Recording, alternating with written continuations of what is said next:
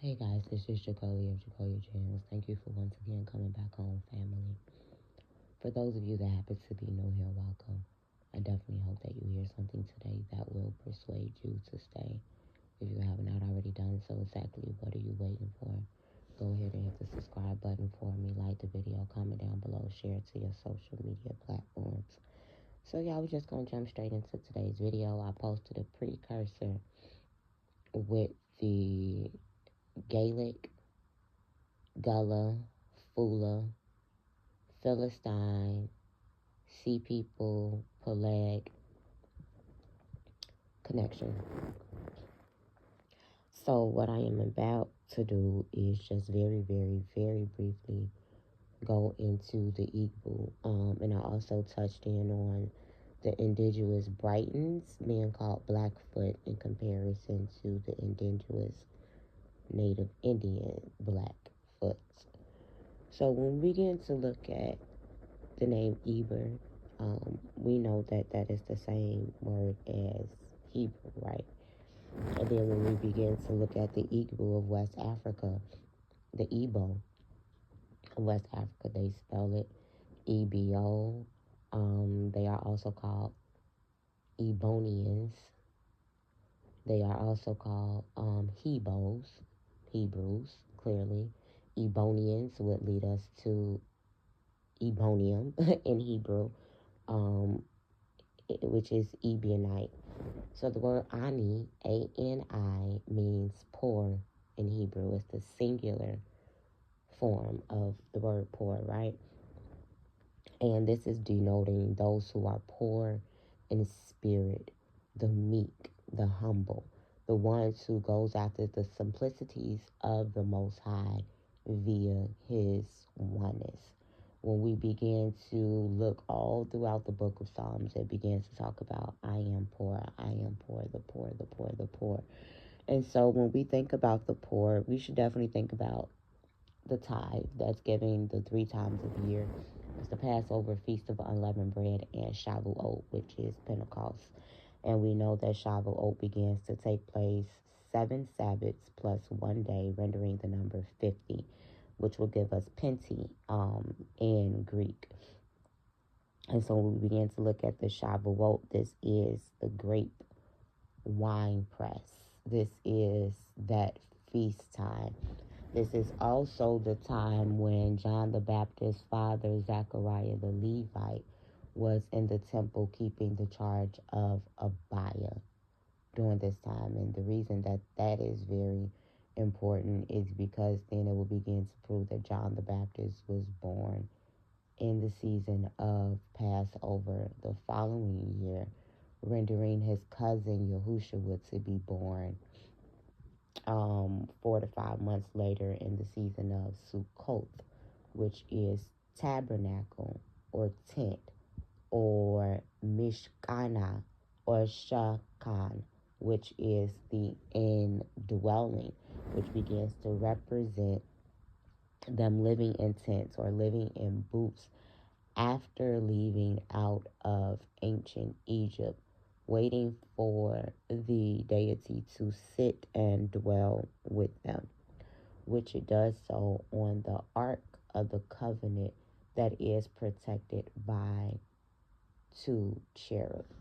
When we begin to look at the Igbo of West Africa, they have an oral tradition of living before Adam.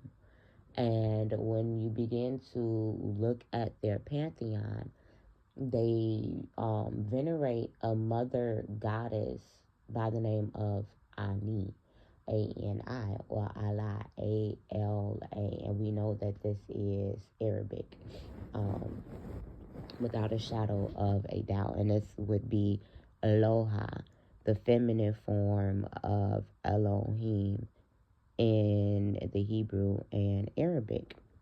And Ani represented holy ground. When we begin to look and we begin to think about the burning bush with Moshe, it begins to say, take off your feet, for you are standing on holy ground. And in the Igbo, this would be, you are standing on Ani.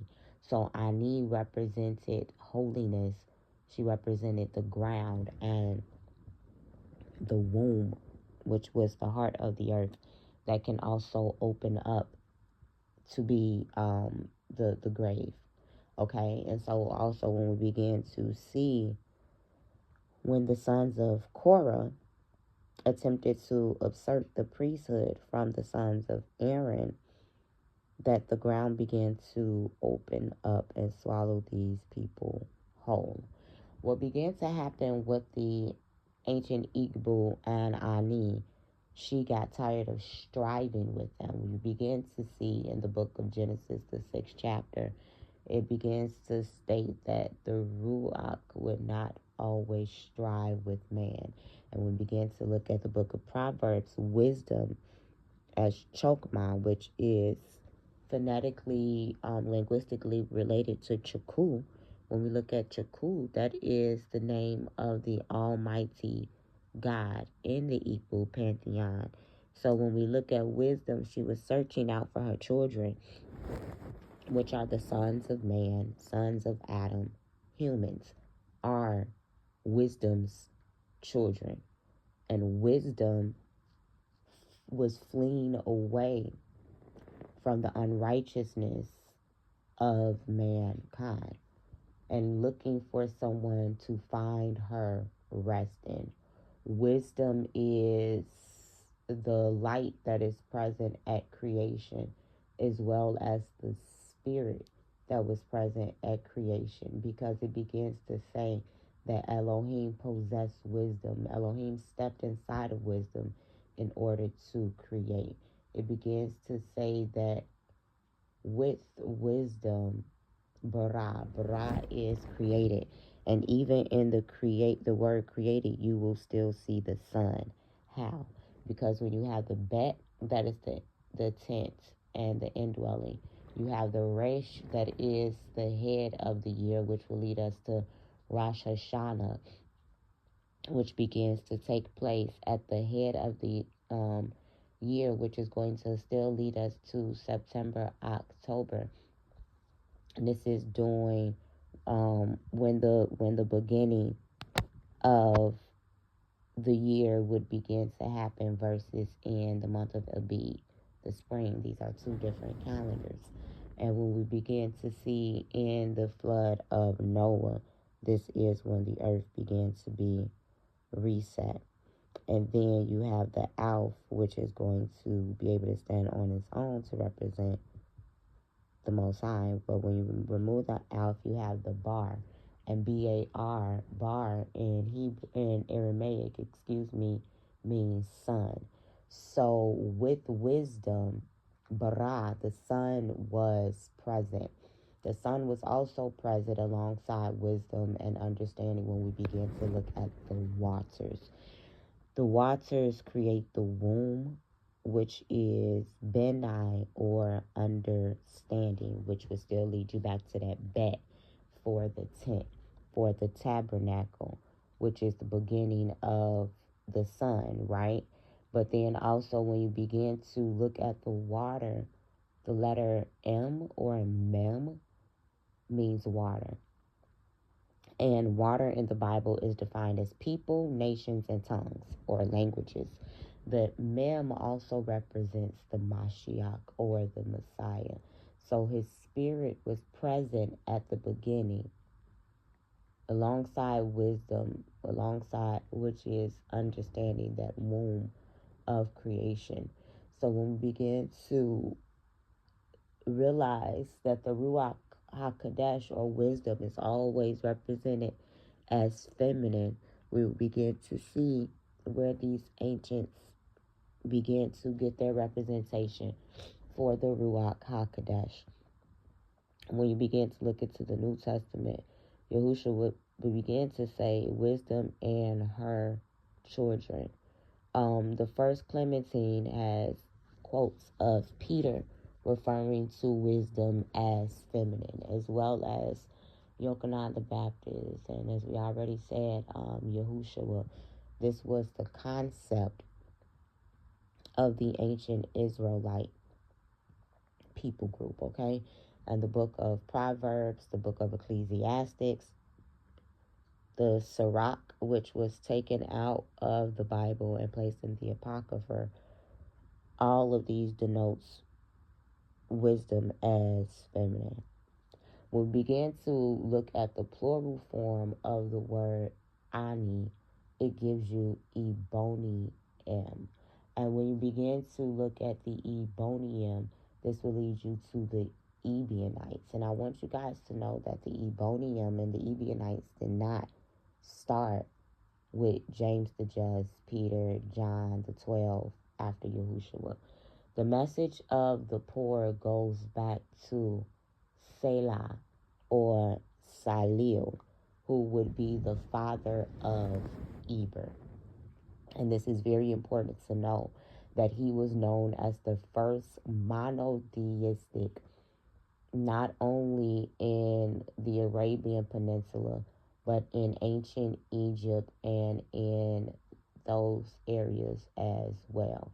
He began to go down and preach the message of the Ebony, or the poor, stating that the meek shall inherit the earth, and he did away with the riches. And this is due to the piety that comes with riches. When we begin to look into the New Testament, when it began to talk about the rich man and the poor man, and how it would be harder for a rich man to enter into the kingdom, because the accessibility with wealth in correlation to the increase of sin and the proclivities of the inward nature of mankind will always be exposed. This is why kings were not supposed to increase in wives and in horses, because this would lead to war and idolatry. When we begin to look at the Torah, we will begin to see that during those 3 times of the year, if one could not make it to the temple, they could give their tithe to a widow, to an orphan, or to the Ebony, to the poor. They could also take the money and buy themselves a strong drink and keep it for themselves. This is Torah. So when we begin to get to the laws, when we begin to have the law of the traveling, the law of the stranger, and the law of the poor, we begin to see that during the time of Ruth, when the Israelites were dwelling in the plains of Moab, she was there with her mother-in-law, Naomi, as well as her sister-in-law, when all of their husbands had died, right? And so we see that when Ruth began to glean in Boaz's field, she gleaned on the outer skirts. We also see this when Yahushua was traveling with the disciples on the Sabbath day, and they began to pluck grain, and they were began to call lawless for doing so. When we began to look at the addendum that was placed in for the Sabbath, this is why Yahushua said that man has the power to, make addendums. And this is based on the midrash, or the oral tradition, stating that you are allowed to travel a Sabbath day travel, and that if for the traveling, for the stranger, and for the poor, they were able to pick the grain. And so the Sabbath is supposed to be prepared for, and we do see that a capital punishment is met for those who did not properly prepare for Sabbath. When we begin to see that Boaz allowed and told them to leave a little extra for Ruth, this was him being righteous and keeping the laws of the Most High. When we begin to look at Salil, may peace be upon him, he went down and he founded Hagar, Egypt. And Hagar is rooted in Gar, which means to correct, to reprove. And that's exactly what he was doing. When we look at Hagar, this literally means immigrants, stranger, or sojourner. This was also the title of his granddaughter, Hagar. Hagar also was seen represented in the Assyrian analogs during the time of Tiglath-Pileser as representing the name for all Arabs. And we begin to see in history that those who are called the Hagarites in the Bible are called Hagarites in history. When we begin to look at Hagar, Egypt, it was named after Hagar, and we will begin to see that with her title, she took her son Ishmael back into Egypt, where she was made a daughter of Pharaoh to find a wife. And the way that we prove this is because in 2180 BC, there is a famine that took place, which begins to line up with Genesis, the 12th chapter, causing these Ebers or these Hebrews to cross over from one side of the Euphrates rivers to the other. And this is where the word Hebrew comes from. And so when we also begin to look and we see that the Amorites were alongside them as well, these would be your Hyksos as well as Cushitic people. So when we begin to look at the Hebrews, they were called Hibiru at first, and it means to plunder, to move on foot. Moving on foot would make them nomadic. They were also dwelling in tents, so this made them semi-nomadic. And we also know that they became a sedentary people as well.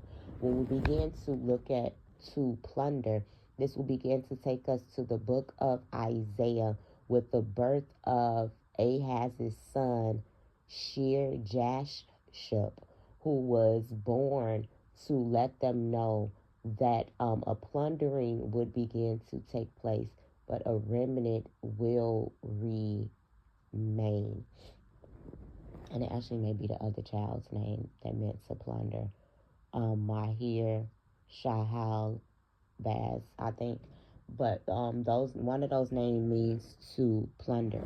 When we begin to look at the native Britons, who were described as being dark brown skin, mind you, I'm not even dark brown.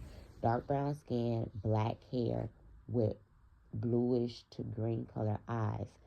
These indigenous Brighton were also lactose intolerant. So let's focus on these few aspects, right? When we begin to look at dark brown or black skin with blue eyes, this is seen amongst the Haitian population at large. When we begin to look at these specific Haitian populations, they are called Black Polish, which is very essential to begin to line up historically with the book of Isaiah once again. We begin to see that the Assyrian captivity is prophesied in the time of Isaiah. This could be found in 2 Kings and 2 Chronicles, as well as the fulfill, and then it's also talked about in the book of Daniel with the statue. Okay, so when we begin to look at the book of Isaiah in 740 BC, the Assyrians began to come into Samaria. Samaria is where the northern kingdom was, and we are focusing on the tribe of Gad and some Judah on today, but that will be the southern kingdom. So we're going to focus on the tribe of Gad, right? With the northern kingdom. It's very important to know that in the book of Chronicles, Gad has a predecessor by the name of Heber, Heber. This is literally Hebrew. This is Eber, okay? So this is another reason why the Ebo would be called Ebo, because Gad, his name is Heber. So when we begin to see that it states that Gad would be a lawgiver. So we know that the priesthood went through the Zadokians. We also need to be aware of the fact that when the tribes were split after the time of King David, under his son Jeroboam and Rehoboam, that the law would still need to be given to the northern kingdom. So in 722 BC, when these northern kingdom Israelites were taken into Assyrian captivity, they were taken into Syria, into Babylon, into Spain, into Portugal, into the Caucasus, the Ukraine, into France, into Germany, into Italy, into all of those land masses in 722 BC, into Poland, into Albania, into Russia, into the Caucasus, and all of those areas, into India. You guys get exactly what I'm saying. So this is when you begin to have your Gadite population in these areas. It's also important to know that in the 9th century BC, and this would be the time when the Elohim text was being written down by the Israelites. This is after the time of King David. We have to remember that in 1000 BC, King David defeated the ancient Palestinians, or the Philistines, and pushed them into Mauritania and Morocco to become the different branches of Berbers that you begin to see on today. When we begin to look at the Gadites, one of the priests were taken and brought back into Samaria to teach the Assyrians and the Babylonians, the Hamathites, these Cushitic and some Hebraic and Indo-European tribes of people to keep the law, statutes, and commandments of the Most High while they continue to worship their other gods. So that means that we should be able to find a priesthood amongst the Gadites or the Eboans on today. So when we begin to look at this black skin and blue eyes, and we see the Haitians, this will lead us to when we begin to look at World War One and World War II.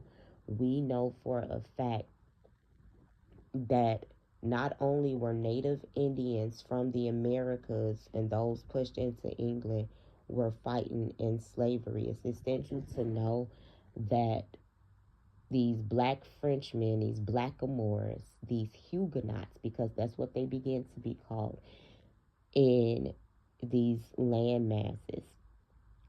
The evidence that I have for that is my great grandfather Hugh. Yeah, that would be my it would be my great grandfather Hugh. And you see his last name is Hugh. He was directly from Ireland and came into the Americas in 1848. He would have been in Portugal before coming into Ireland, and before coming into Portugal, the family would have been in Mauritania. And Mauritania is ancient Ghana.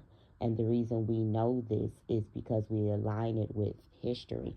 When we began to look at these Frenchmen, these French blackamoors, before they were in France, and even the ones that were not directly from France who fought in World War II, they indeed were taken from Senegal, the Gambia, Chad, Libya, the Sahel, Mauritania, Niger, those areas. And this is ancient Israel.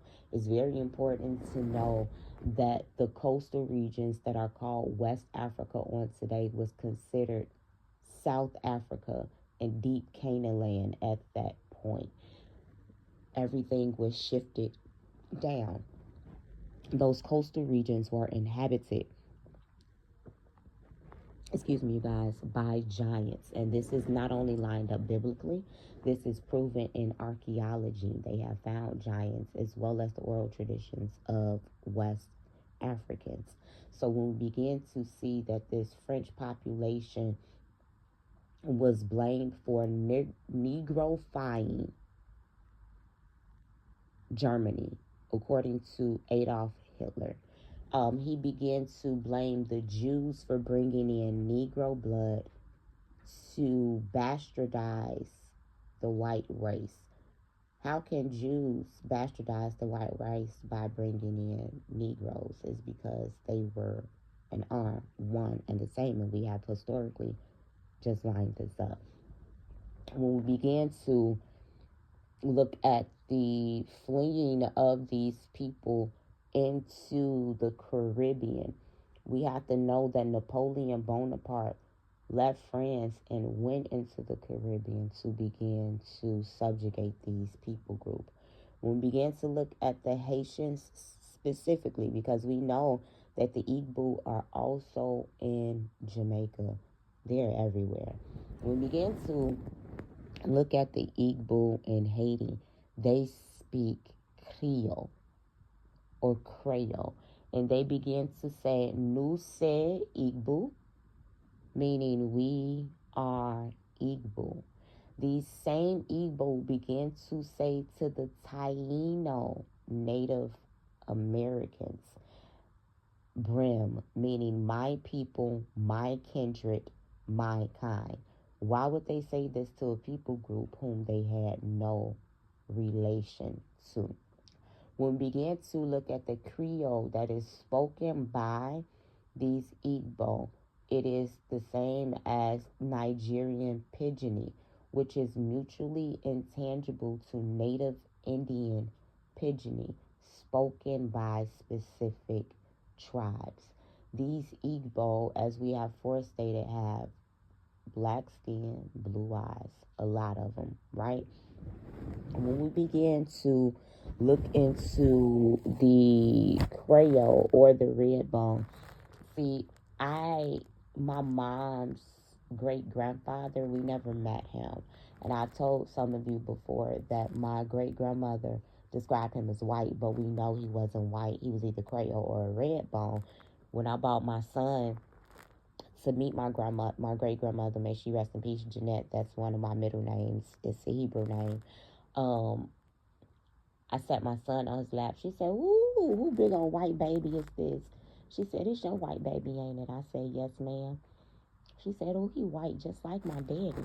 And so, I'm like, okay, so her father was Creole or a red bone, because her father was very, very, very, very light skinned with blue eyes, and my mother inherited the blue eye gene.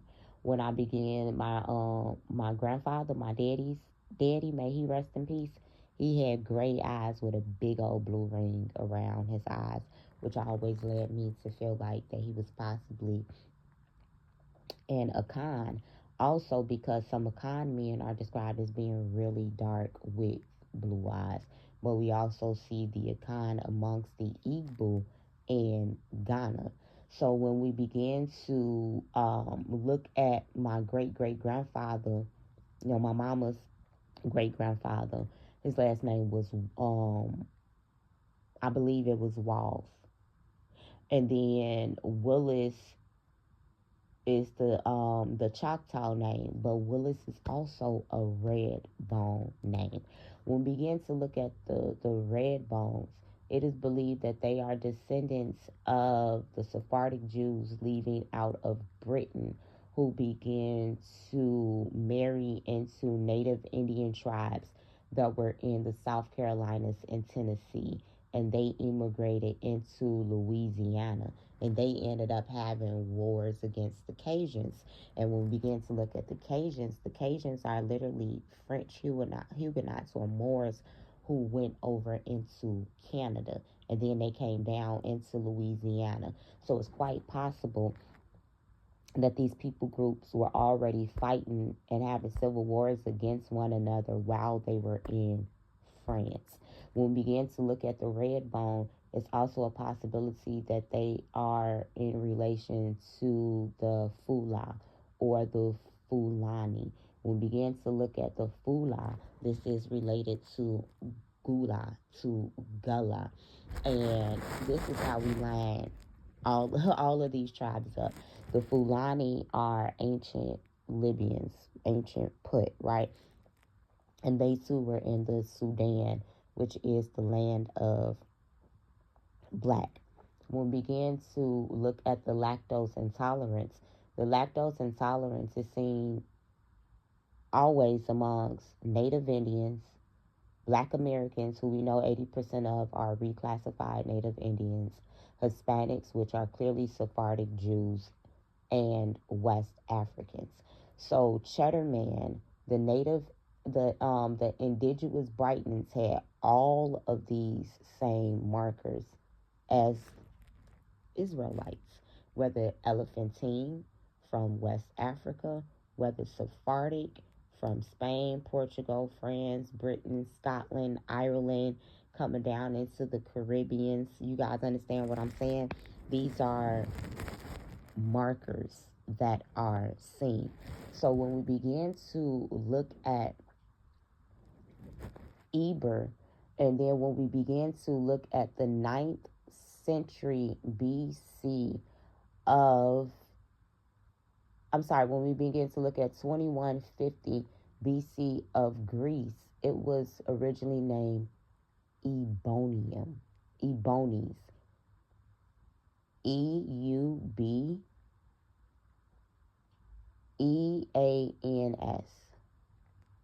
It wasn't called Europe. It literally had the same name as the Eboans and the Eboniums. And this began to take place in 2150 BC. Remember that I stated that in 2180 BC, these people group left out of Mesopotamia to come down into Egypt. So about 30 years later, they continued to go into Europe. It's very important to know that Europe and Africa, Europe was not a continent on its own. Afro-Eurasia, Afro-Europe existed. And when we begin to look at the Armorica, Armorica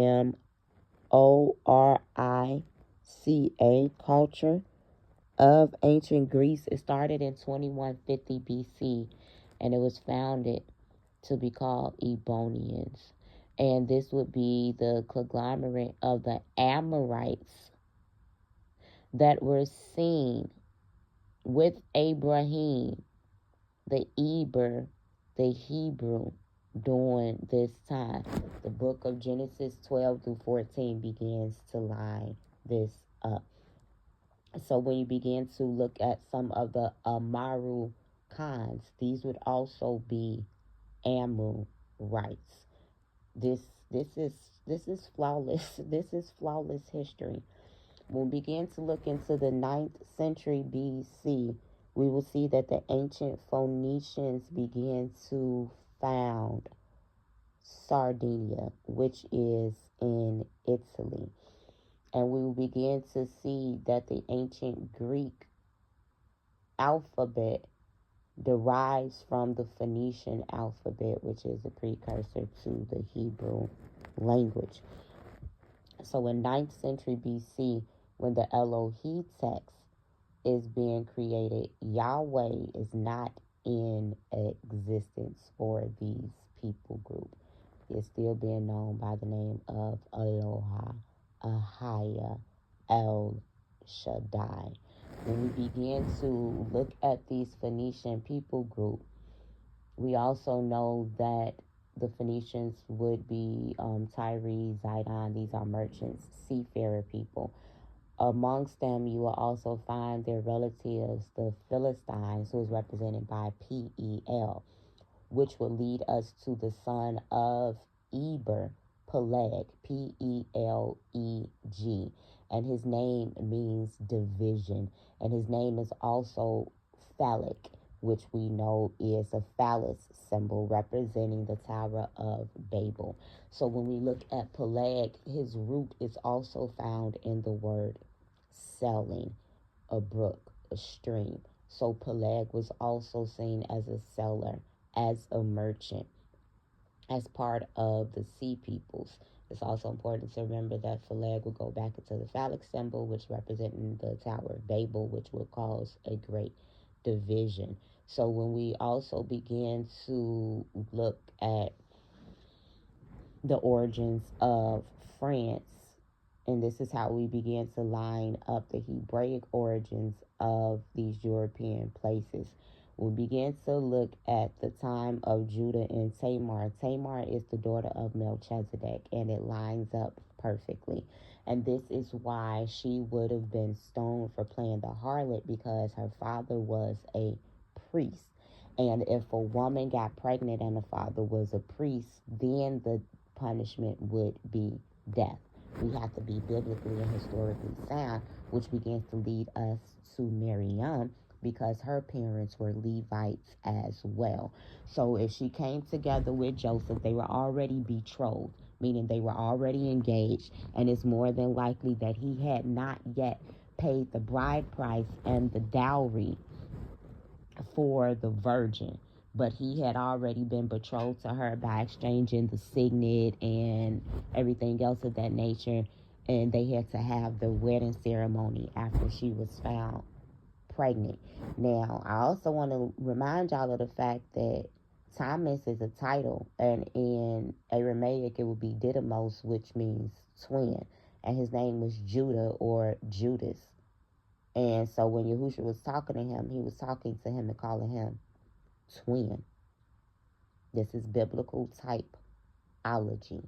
So when we go back to the time of Tamar and Judah, and his sons began to be unlawful men, and they did not do as Boaz did, which was follow the law of the next of kinsman, which is how we begin to have the argument about, was Ruth a Moabite. We know that Moabites could not enter into the congregation due to being bastards or mongoloids of illegitimate birth until the third and fourth generation. Well, I know the Egyptians and the Edomites can enter at the third or fourth generation, but I don't think the Moabites and the Ammonites can enter at all.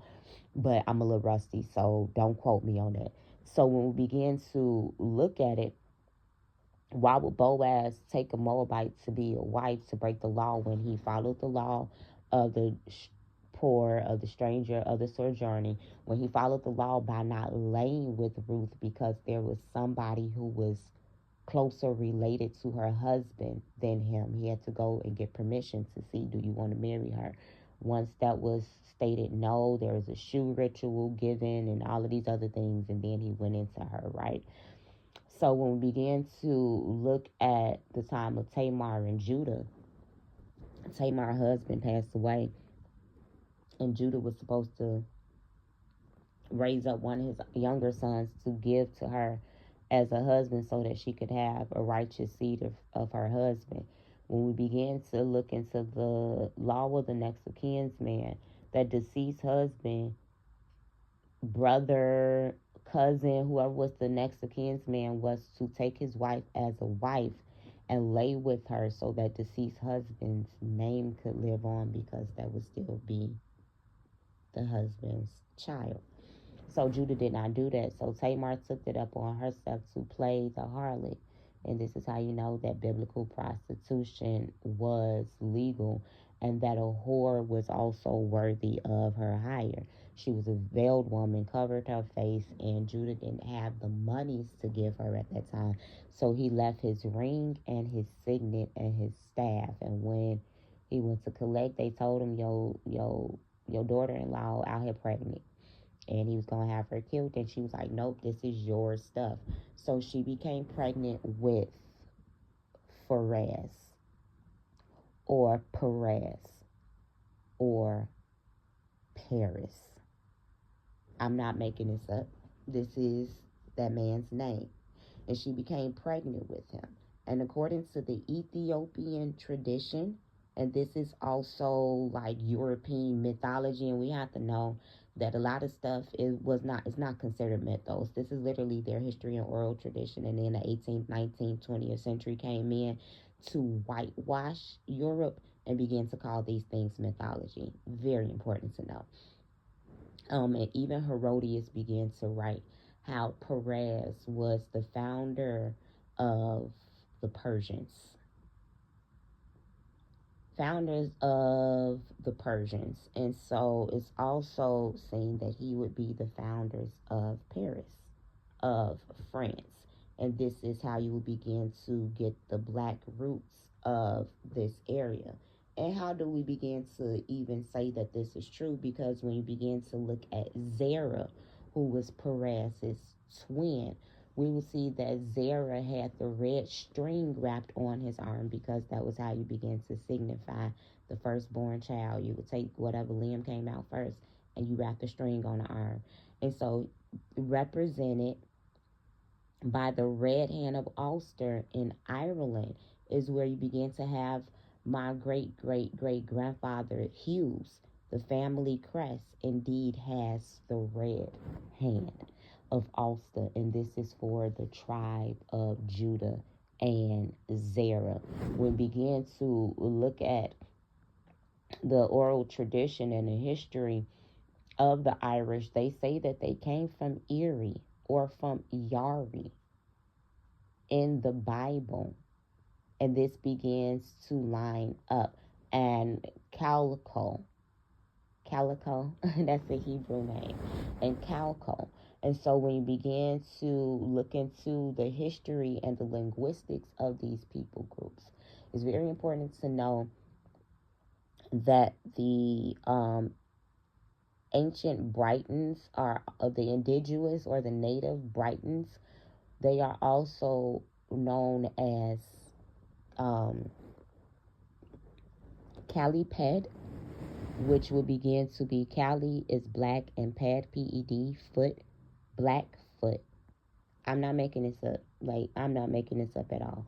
They are known as Blackfoot, and they are the same as the indigenous French, the indigenous people of Europe.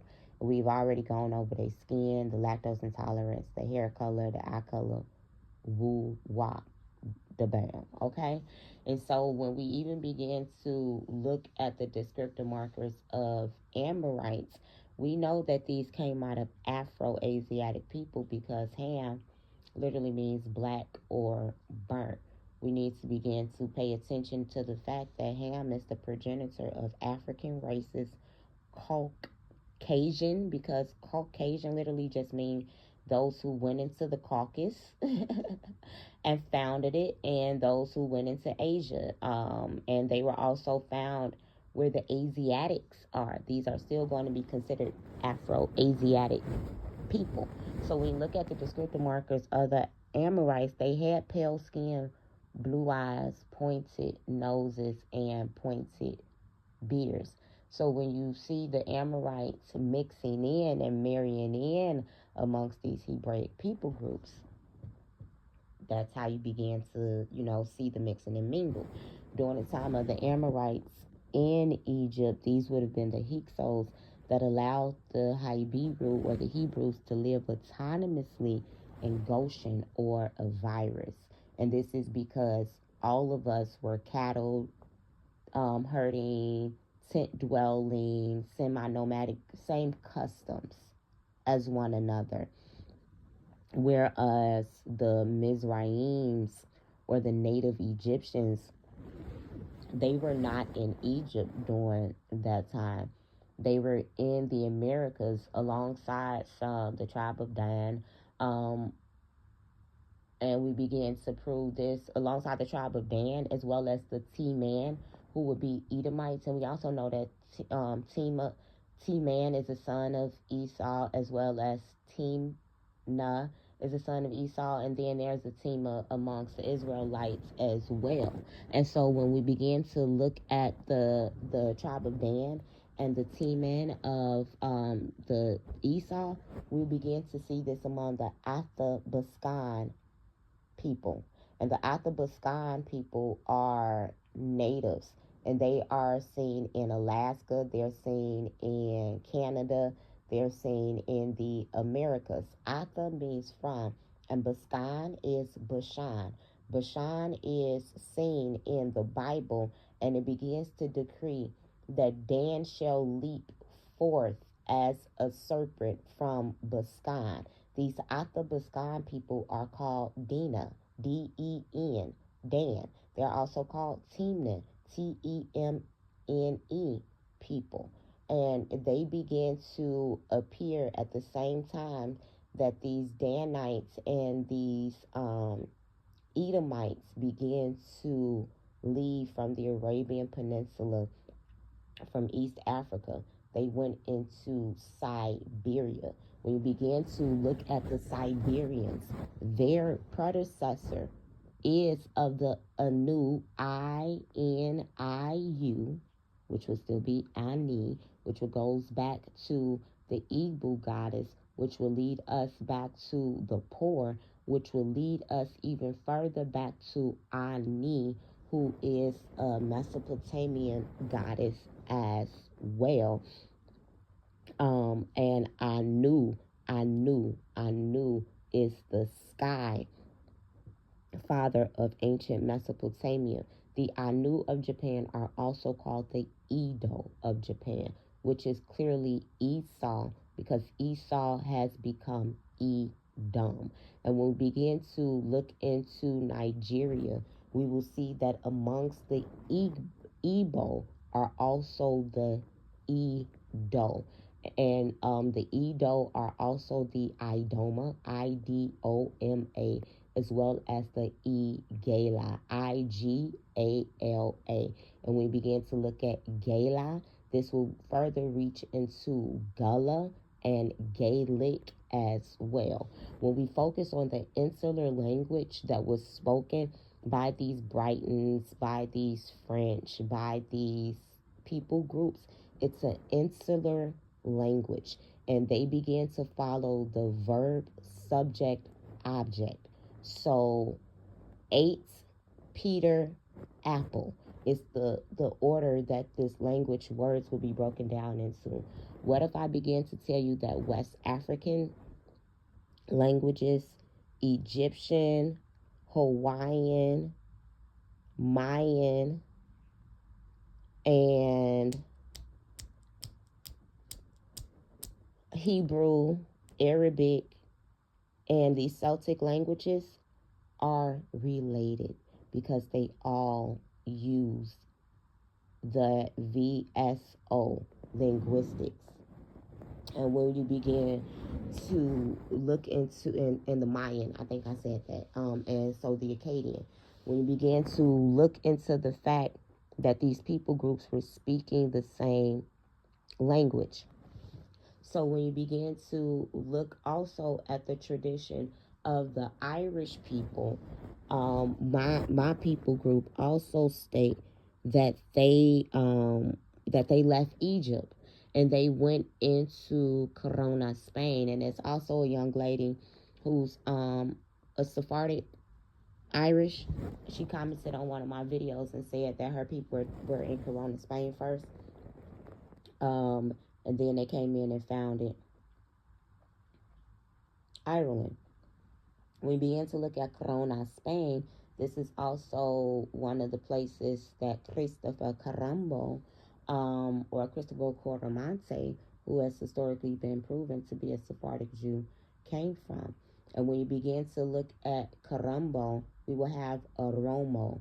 And the Oromo are Cushitic people of Ethiopia, and they are labeled as the strange people amongst other African people group. And when you begin to look at the Coromante, this will begin to lead us to Jamaica. And these Coromantes are known to be Moors. They are known to be Israelites. And so when you begin to look at him, Christopher Colombo also went into Ghana, which would be ancient Mauritania. And we know that when he came into the Americas going towards the east, he was looking for the beginning of time. He went into plain, he went into conception, and he went into egg. It's also important to know that Ghana, Hannah, was the name of the island that the Taino were originally in. And you see how we began to line all of these factors up. So when you begin to look into the ancient Igbo, you will still see, no, let's go back to the Irish. The Irish people, they were known leaving out of Egypt, and they were the Tutha. And when you begin to look at Tuach or Tuath in Hebrew, this is a type of brick. Thank you, Ruach HaKodesh. This is a brick. And this brick is represented in building the mud brick houses that are seen amongst these people group and their mounds. It also goes into the word Laban. And this is for when it refers to the house that began to have leprosy in it, and the brick had to be resealed or re-cemented. Laban. Laban is the name of Laban, is the name of Rachel. May peace be upon her brother. And Laban is described as Assyrian. The Syrians and the Armenians ended up becoming one and the same. And we see that the original New Testament, after being written in Hebrew, it was written in Aramaic and Syrian. These are Afro-Asiatic languages. When we go to Genesis, the 10th chapter, Aram is part of the tribes that came out of Eber, the Hebrew. And we know that the book of Ezra, Daniel, Nehemiah, 1st and 2nd Esdras, and Isaiah, Matthew, Jonah were in 1st and 2nd Enoch, have Aramaic in it, as well as Zoroastrian influences because of the Persian captivity, speaking in Aramaic language. And this is the language that Yahushua would have been speaking. So Laban literally means to turn white, to become white. So when we begin to look at the fact that Albany, Albion, this literally means Laban.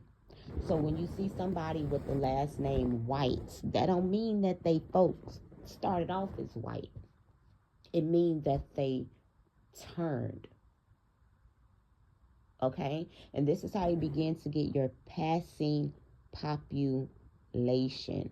Line up on line, precept on precept. So to be Negro only is a false doctrine vehemently. So when we begin to look at the fact that when they left out of ancient Egypt as the Tuthi, they were called Tutha de Danu. They worship a goddess by the name of Danu, Danu. This is Anu, the feminine version thereof.